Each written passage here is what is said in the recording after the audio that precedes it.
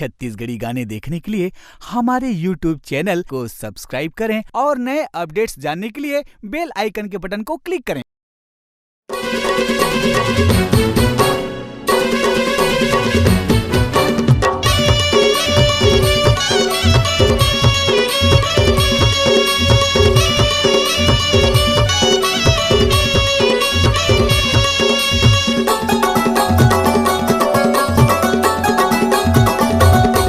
अरे उमर हवा तोर बाली ए वो स्कूटी वाली, उमर हवा तोर बाली ए वो स्कूटी वाली, मोला लिफ्ट देबे का, मोला लिफ्ट देबे का।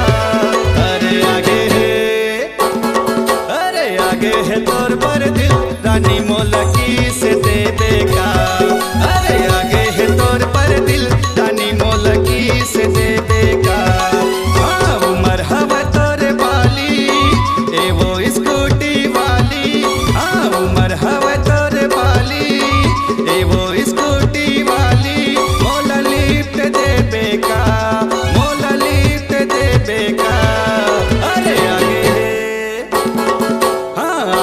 तोर पर दिल रानी मोला किस देबे का, आगे है तोर पर दिल रानी मोला किस देबे का।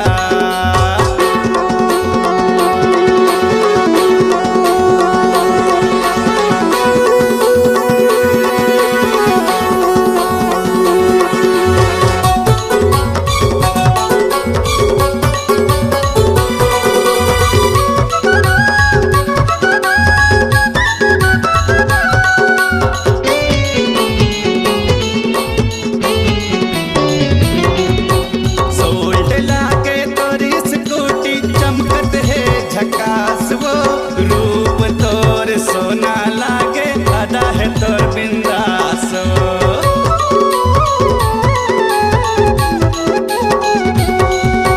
सोल्ड लागे तोरी स्कूटी चमकत है झकास वो, रूप तोर सोना लागे आधा है तोर बिंदास वो, रूप तोर सोना लागे आधा है तोर बिंदास वो। दिखता से कॉलेज वाली ए गोरी जीन्स वाली, दिखता से कॉलेज वाली ए गोरी जीन्स वाली, मोला लिफ्ट देबे का, मोला लिफ्ट देबे का। अरे आगे है तोर पर दिल रानी मोला किस देबे का, आगे है तोर पर दिल रानी मोला किस देबे का।